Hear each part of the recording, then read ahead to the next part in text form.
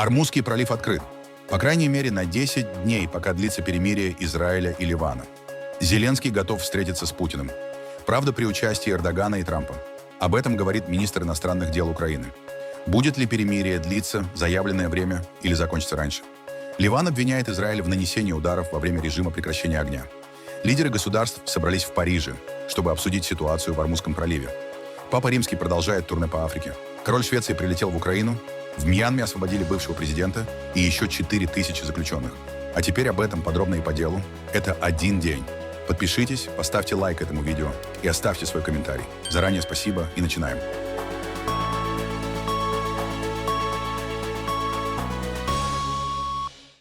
Иран открыл Ормузский пролив на время действия режима прекращения огня между Ливаном и Израилем. Об этом сообщил министр иностранных дел Ирана Сеед Аббас Аракчи в соцсети X. В соответствии с соглашением о прекращении огня в Ливане, проход для всех коммерческих судов через Ормузский пролив объявляется полностью открытым на оставшийся период прекращения огня по согласованному маршруту, как уже было объявлено Организацией портов и мореплавания Исламской Республики Иран.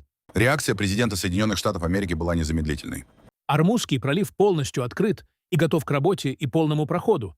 Но морская блокада будет оставаться в полной силе и действии в той мере, в какой это касается только Ирана, до тех пор, пока наша сделка с Ираном не будет завершена на 100%. Этот процесс должен пройти очень быстро, так как большинство пунктов уже обговорено. Благодарю вас за внимание к этому вопросу. Ливан обвиняет Израиль в нарушении режима прекращения огня, который официально вступил в силу в ночь на пятницу, 17 апреля. По данным ливанской стороны, израильские военные открывали огонь по нескольким деревням на юге страны уже в первые часы действия перемирия. В заявлении армейской пресс-службы, опубликованном в социальной сети X, командование армии Ливана обратилось к гражданам с призывом не возвращаться в южные деревни и населенные пункты. Режим прекращения огня в Ливане начал действовать с начала суток 17 апреля и рассчитан на 10 дней. О его введении накануне объявил президент США Дональд Трамп после переговоров с президентом Ливана Жозефом Ауном и премьер-министром Израиля Биньямином Нетаньяху. Оба лидера были приглашены на встречу в Белый дом. Главное условие – только силы безопасности Ливана имеют право носить оружие. Любая деятельность Хезболлы должна быть ограничена. Бейрут пообещал предпринять значимые шаги, чтобы остановить нападение боевиков на Израиль. Израиль согласился прекратить удары по гражданским и военным объектам. Но есть существенная оговорка. Согласно документу, Израиль сохраняет право на самооборону. Израильская разведка продолжит мониторить активность боевиков. Любая попытка подготовки удара получит мгновенный ответ. Сообщается, что Трамп также поручил вице-президенту Джей Ди Венсу, госсекретарю Марко Рубио и председателю Объединенного комитета начальников штабов Дэну Кейну работать совместно с Ливаном и Израилем над достижением долгосрочного мирного соглашения. Ливанское движение Хезболла первоначально не дало официального комментария по поводу объявления перемирия. При этом правительство Ливана не является активной стороной конфликта и заявляет о стремлении к деэскалации ситуации. Договоренности о 10-дневном прекращении огня стали результатом прямых переговоров представителей Израиля и Ливана в Вашингтоне. Военная операция против ливанской радикальной группировки Хезболла продолжается. Об этом заявил министр обороны Израиля Исраэль Кац в пятницу, 17 апреля, через несколько часов после вступления в силу режима прекращения огня. Израильская армия удерживает и будет продолжать удерживать все места, которые она очистила и захватила. Наземный маневр в Ливане и атаки на Хезболлу по всему Ливану достигли многих результатов, но еще не завершены. Цель, которую мы определили, разоружение Хезболлы военными или политическими средствами, была и остается целью кампании, которой мы привержены. Сейчас также создан значительный политический рычаг с прямым участием президента Соединенных Штатов и обязательством по достижению этой цели, при одновременном давлении на ливанское правительство. И узкая зона безопасности, удерживаемая израильской армией, которая простирается на глубину 10 километров от линии границы до противотанковой линии и тянется от запада со стороны моря до района Хермона на востоке, это необходимо для устранения угроз вторжения и защиты от прямого огня по гражданам.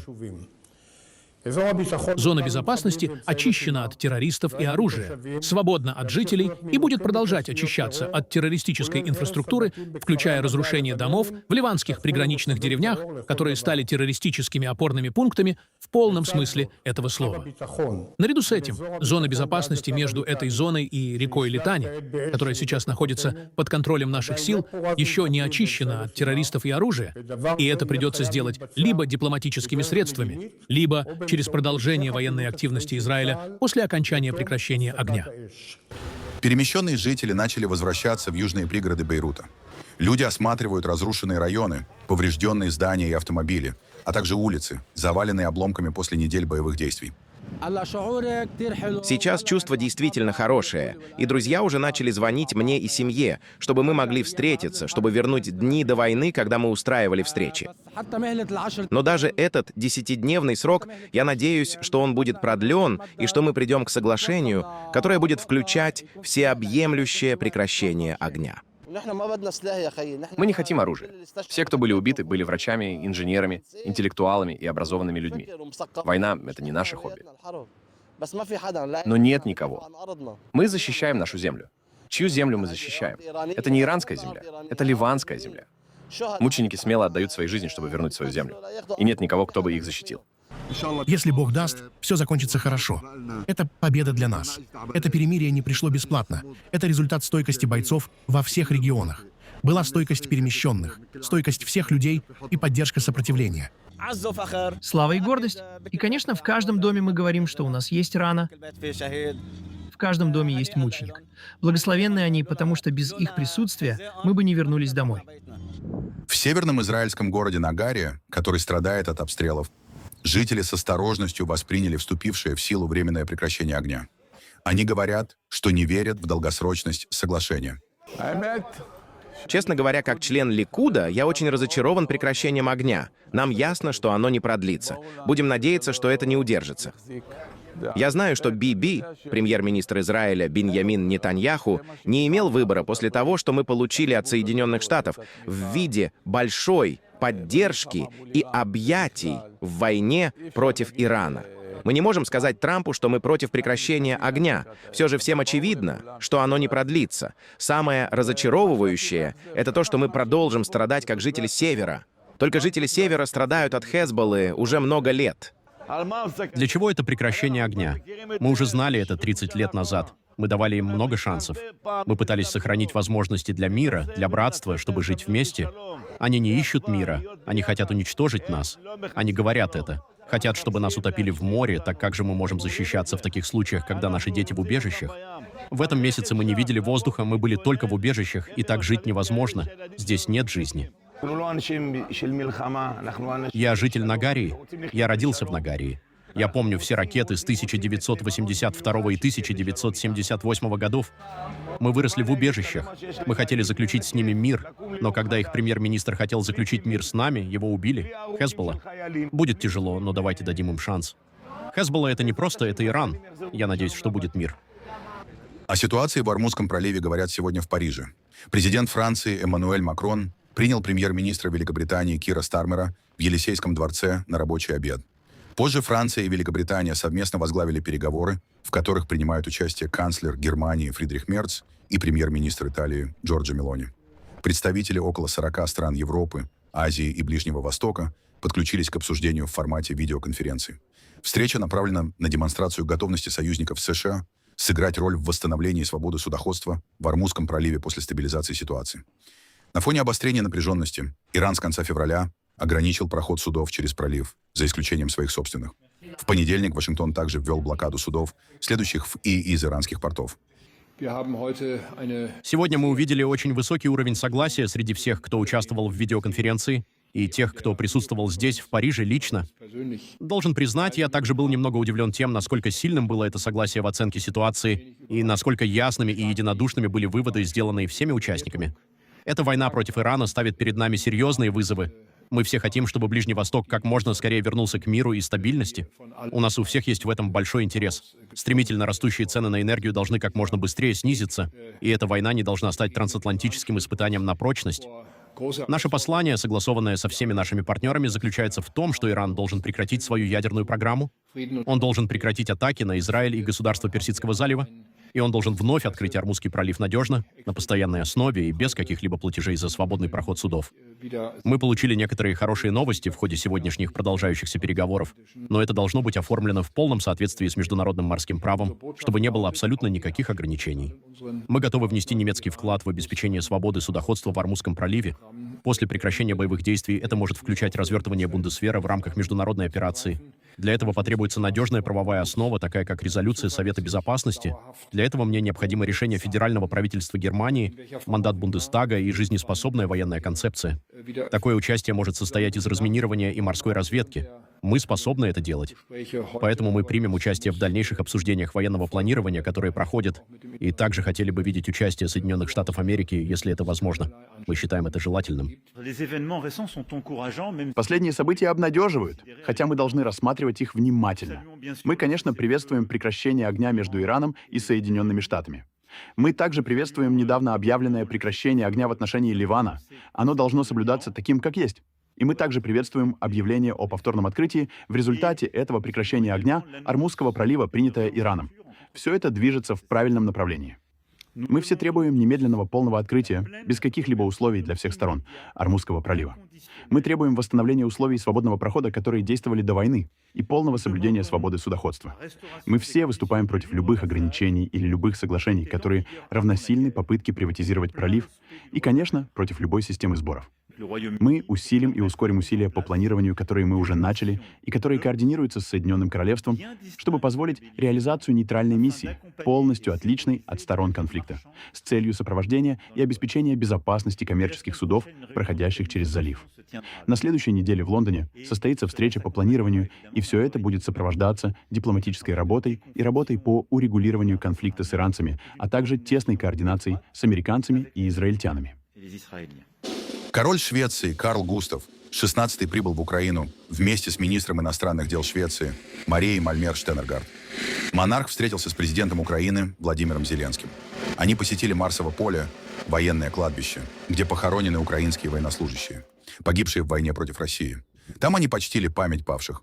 По данным шведских СМИ, король также обсудил с украинской стороной вопросы дальнейшей гуманитарной и политической поддержки, а также роль Швеции как нового члена НАТО в укреплении безопасности в Европе. В Стокгольме подчеркивают, что визит имеет также историческое значение. Швеция стала одной из наиболее активных стран Северной Европы по объемам военной и гуманитарной помощи Украине с 2022 года, а королевская семья неоднократно публично поддерживала украинскую сторону. Мы также благодарны за новую, мощную программу по укреплению защиты нашего воздушного пространства, которая будет поддерживать наш будущий современный воздушный флот шведских истребителей «Гриппен». И мы очень надеемся, и сегодня обсудим это с Его Величеством, что наши люди, наши пилоты, начнут обучение уже в этом году. Я глубоко впечатлен той смелостью, которую вы проявили, господин президент. Вы — великий лидер Украины, страны, которая очень важна для Европы. Это не первый приезд Карла XVI Густава в Украину. Ранее он посещал страну в 2008 году, в том числе село Змеевка в Херсонской области, где исторически проживала шведская община. Во время российской оккупации этой территории местные жители сохранили подаренный королем шведский флаг. Нынешний визит во Львов стал первым приездом шведского монарха в Украину с начала полномасштабной войны. По информации шведских и украинских официальных источников, визит носит символический и политический характер и направлен на демонстрацию устойчивой поддержки Украины со стороны Швеции на государственном уровне и в обществе. Папа Римский продолжает свое турне по Африке. Папа Лев провел мессу на эспланаде стадиона Япома, одном из крупнейших и самых современных спортивных объектов Камеруна. По оценкам организаторов, на богослужение собрались тысячи людей со всей страны. С раннего утра у входов фиксировались давки и движения людей, которые пытались быстрее пройти к ограждениям и занять лучшие места. Многие верующие приехали еще ночью, чтобы не упустить возможность увидеть папу. После Камеруна папа отправится в Анголу и Экваториальную Гвинею. Ватикан заявляет, что поездка направлена на укрепление связей с верующими и сосредоточена на темах единства, мира и социальной справедливости. Я хочу пережить все ключевые моменты и увидеть, как все разворачивалось в течение ночи. Это редкий момент. Я приехала и наслаждалась атмосферой всю ночь. Я не привыкла не спать, но время прошло очень быстро. Я обнаружила себя уже утром, сидящей здесь, и это позволяет мне пережить все важные моменты. Мы приехали сюда вчера около 4 часов дня, потому что нам сказали, что будет ночь молитвы. Ночь была не очень комфортной, но пришел священник с некоторыми развлечениями, и мы начали с ним активности. В остальном было трудно. Холод, комары и все такое. Но поскольку мы хотим увидеть Верховного Понтифика, у нас не было выбора. Для меня это первый раз, когда я вижу такого великого папу, поэтому для меня было важно быть здесь. Если я пришел сюда, то это не только по моей собственной воле. Я хотел принести это усилие папе, чтобы показать ему, что то, что он делает и чего он хочет достичь, действительно должно воплотиться в жизнь. Эстония не сомневается, что Соединенные Штаты придут на помощь союзникам по НАТО в случае возможной атаки. Об этом заявил министр обороны страны Ханна Пиевкур в Вильнюсе. Пиевкур также заявил, что союзники должны ускорить выполнение обязательств по оборонным расходам в рамках НАТО. Отдельно министр затронул ситуацию на Ближнем Востоке, заявив, что международные процессы напрямую влияют на глобальную безопасность. Это наша обязанность и ответственность — сохранять НАТО вместе, потому что все мы от этого только выиграем. И когда мы теряем это единство, тогда речь идет не только о Европе, но и о США, которые потеряют очень крупного союзника. Поэтому я, честно говоря, не верю, что НАТО распадется. Я считаю, что когда возникают неровные дороги, это нормально. Мы решаем эти проблемы, и это не всегда гладкий путь. Это как в браке. У вас не бывает 50 лет идеального гладкого пути. Бывают разногласия, бывают проблемы, но с ними нужно работать. Я считаю, что наша ответственность — не дать президенту Путину радость от того, что коллективный Запад распадется. Коллективный Запад не распадется. За последние годы он только укрепился. Реальность такова, что в среднем все еще чуть больше 2%. У нас скоро будет пересмотр. Но реальность в том, что не все страны достигают 3,5%, цель НАТО по расходам на оборону. И это то, о чем было договорено в десятилетней перспективе. Но темпы должны быть намного быстрее. Мы хотим видеть и должны убедиться не только для нас, европейцев, но и для президента Трампа, что все европейские страны делают то, что обещали. Привести коллективную оборону в лучшую форму, чем когда-либо. Я считаю, что внутренняя политика США влияет на ситуацию там гораздо больше, чем мы думаем сейчас. Приближаются промежуточные выборы, и это, безусловно, очень важно для президента Трампа. И также, с военной точки зрения, все понимают, что не так просто открыть или контролировать Ормузский пролив без контроля побережья Ирана. Я твердо считаю, что нам нужно сесть вместе и посмотреть, что мы можем сделать вместе, чтобы решить этот вопрос. Потому что, когда он будет решен, появится шанс хотя бы сосредоточить больше внимания США на Украине. Потому что, с нашей точки зрения, для нашего региона главная проблема все еще война в Украине. Украина готова провести встречу на уровне лидеров с Россией при посредничестве Турции и, возможно, США. Об этом заявил министр иностранных дел Украины Андрей Сибига во время Анталийского дипломатического форума. Турция — это страна, обладающая уникальным дипломатическим опытом и глобальным влиянием. Мы благодарны нашим турецким друзьям, например, за создание зернового коридора в Черном море после начала полномасштабной агрессии. И здесь также сейчас мы полагаемся на наших турецких друзей, например, в организации встречи на уровне лидеров. Мы готовы к этой встрече. Также в Турции я имею в виду встречу между Зеленским, Путиным, господином Эрдоганом, возможно, Трампом. Мы передали это сообщение нашим турецким друзьям во время недавнего визита президента. Видите ли, интерес России заключается в том, чтобы затянуть войну в Украине, и такая же ситуация на Ближнем Востоке. Они заинтересованы в пролонгации этой дестабилизации в регионе. Они стали, понимаете ли, экспортером дестабилизации в разных географических точках. Для них это также шанс заработать кровавые деньги на энергетических ресурсах. Это правда, это факт. Они пытаются использовать эту возможность, чтобы снять и ослабить санкции. Вы знаете, что в Балтийском море Россия использует Балтийское море как основной маршрут для сырой нефти. Тем не менее, у нас есть огромный потенциал для нанесения ударов по танкерам российского теневого флота. У нас все еще есть этот потенциал для усиления давления на российский теневой флот. У нас все еще есть инструменты для усиления давления на Россию, и это единственный реалистичный путь заставить их серьезно относиться к переговорам. Единственным препятствием для мира сейчас является Россия.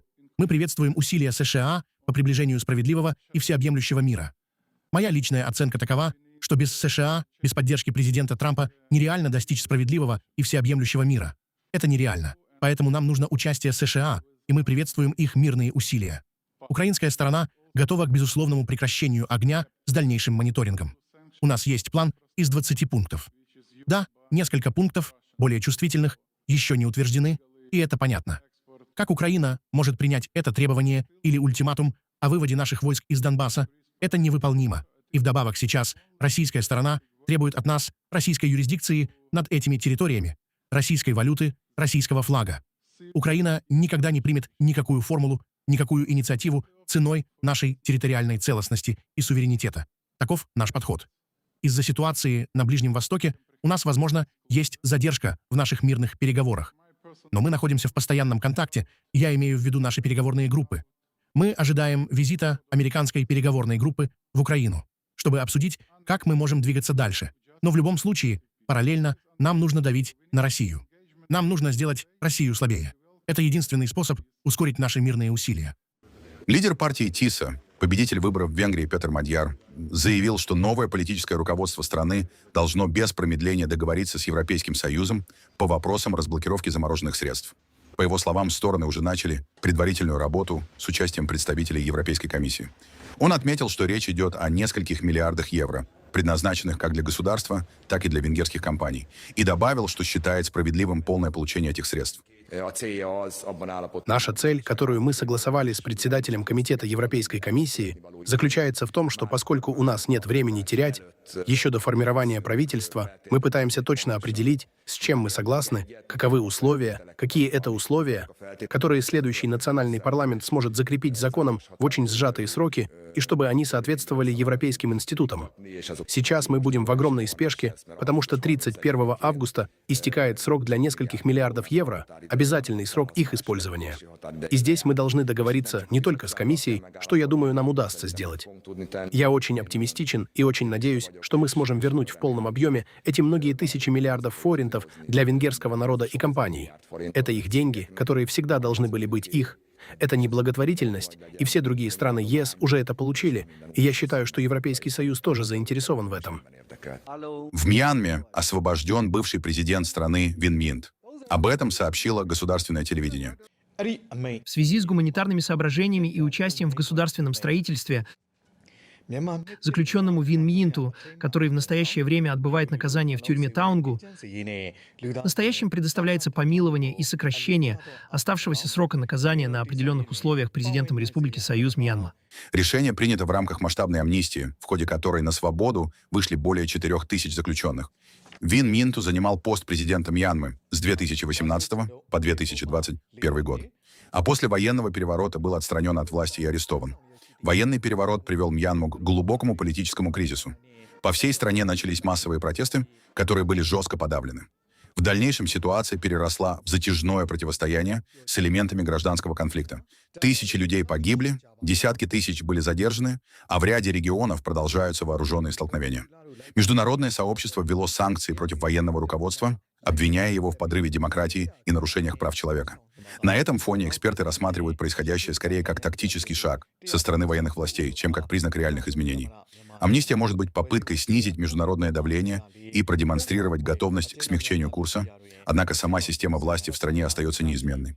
Власти заявляют, что это сделано по гуманитарным причинам и в интересах участия освобожденных в государственном строительстве. Дональд Трамп отругал своего спичрайтера за незнакомое слово в речи. Его удивило выражение «магазинчик на углу». В незнании термина «corner store» президент США признался на одном из мероприятий, проходивших в Лас-Вегасе. Инцидент случился в ходе выступления главы Белого дома в рамках мероприятия, связанного с налоговой политикой. Трамп запнулся, когда наткнулся на выражение «магазинчики на углу». Президент уточнил, что может догадаться о значении этих слов, но ни разу с ними не сталкивался в жизни. Располагаются такие мини-магазинчики обычно на углу городских кварталов. Великолепный, большой, прекрасный законопроект также резко снижает налоги для миллионов американских малых предприятий, включая рестораны, химчистки, магазины на углу. Что такое магазин на углу? Я никогда не слышал этого термина. Я знаю, что такое магазин четвертаков, но я никогда не слышал такого описания. Магазин на углу. Кто, черт возьми, это написал, пожалуйста?